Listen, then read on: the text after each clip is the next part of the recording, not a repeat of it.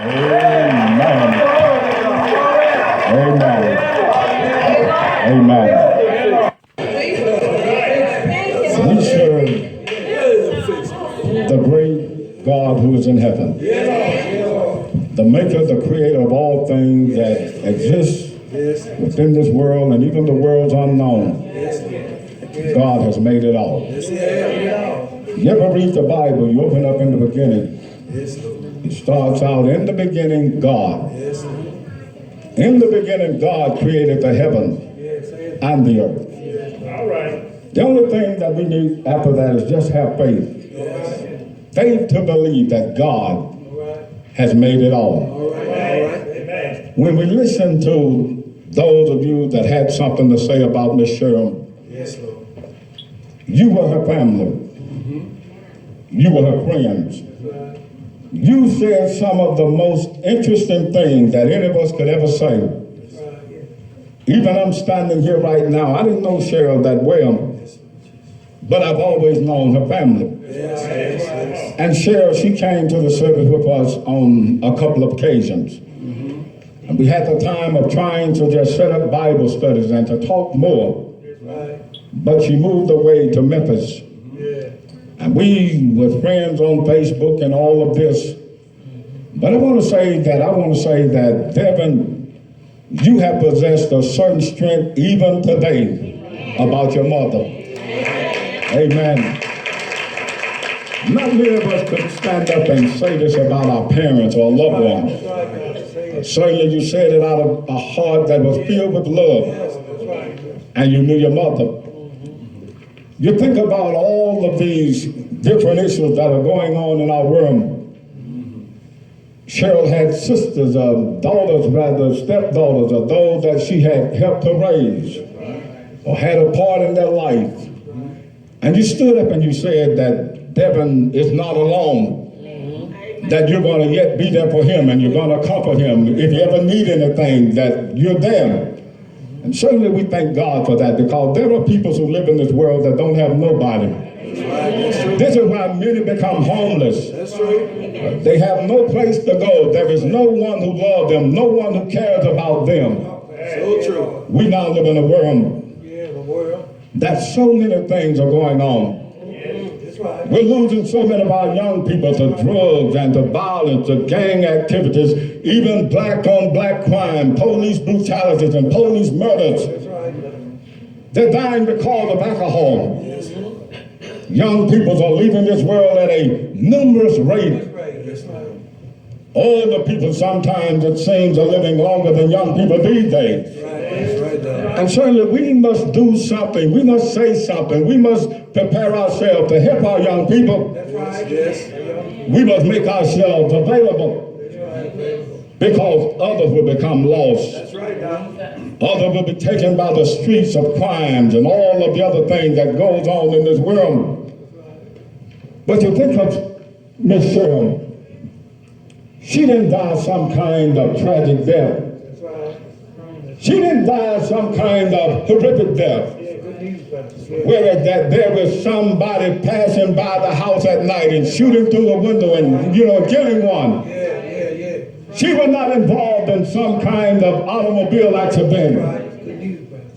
But you think about life today. There is hardly the word that is ever said that a person have died of natural causes. There is always something. But there are those of you and some of us who have been saved from automobile accident. You've been rescued from a burning house. All kinds of salvations have come in some kind of way, and you can just thank God for just being here even today. That's right. The statement that was made, yes, Lord Jesus, which was indeed a true statement from the sister. She said, Devin, even if your mother could come back today, even for you, she would not. That was a great statement. Who would want to put someone through this all over again? Certainly God, He does things right in our lives. Whenever God calls, we must answer. I want to use for a brief thought just for a moment, just to encourage the family. And I want to say to the Carlisle, the Upshaw family, and others, that death has brought us here once again. That we're in this place. That's right, Doctor. And we're talking about a loved one of yours. We often say, today is yours. Tomorrow it might be mine. All right. It might be yours. But certainly we know that death is coming and there is no way around it. That's right. I want to use for a subject, we know that if our earthly house All right, Doctor. of this tabernacle Good. is dissolved, Yes, sir. we have a building of God, not made with hand, eternal in the heavens. Yes, sir. 2 Corinthians, the 5th chapter. In a world that is filled with so much germ and disease, Yes, Lord.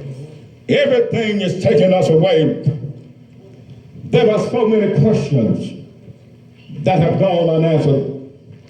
We're yet waiting for the answers. There is science and doctors. There are means of discovery, those who discover something. Yes. There are those who patiently, we sit and we wait for a cure. For a cure of this terrible monster that we call cancer. This thing that begins to eat away somehow on the inside of us. And we never know what is going on. We never know what might be eating away at us. Right. But one day we're going to leave this world. Yes. And we're going to leave this world with something. Yes, Lord. If not by natural causes, something will take place in our life. We can't stay down here as much as we want to. One day death is going to call and we will answer. You read the Bible sometimes. We hear it over and over and over again. Hebrews 9:27. And as it is appointed unto man once to die, Yes, sir. then after death comes the judgment. Yes, sir. We live in this world once. We die once. We face the judgment of God. But one of the saddest things that you can ever do in this life is to leave this world being unprepared Yes. in serving the Lord. We're going to make mistakes along the way. We're not perfect. You preaching. But if you don't ever give your life to God, Yes, Lord. you will never see his face in peace. Jesus, he puts it like this in his philosophy. You read Matthew 16:24 on down. The Lord said, if any man will come after me, Yes, sir. let him deny himself, take up his cross, and follow me. And then the Lord said, for what shall it profit a man if he shall gain this whole world and yet lose his own soul? Or what shall a man give in exchange for his soul? All right. Nothing is worth you or me losing our soul. Yes. Even though sometimes we get caught up in the mix, we get caught up in things that we really don't have no business doing. But we don't want death to find us in that way. That's right, Doctor. Dying is the appointment. Yes, sir. And we all have an appointment with death. But nothing is more encouraging to those of us who believe in God, those of us who look forward to the day Yes, of hearing him saying one day, well done, thou good and thou faithful servant. You've been faithful of a few things, come, I'll make you rule a minute. Yes. Rather than hearing him say, Yes, Lord Jesus. depart from me, I never knew you. All of your works is of iniquity. One day we will hear either one word or the other. And there are only two places That's right, Doctor. that we can go. Amen. Thank you, brother. Preaching, man. We cannot and we will not go unto both of them. So we must make preparations as we draw this conclusion. 2 Corinthians chapter 5.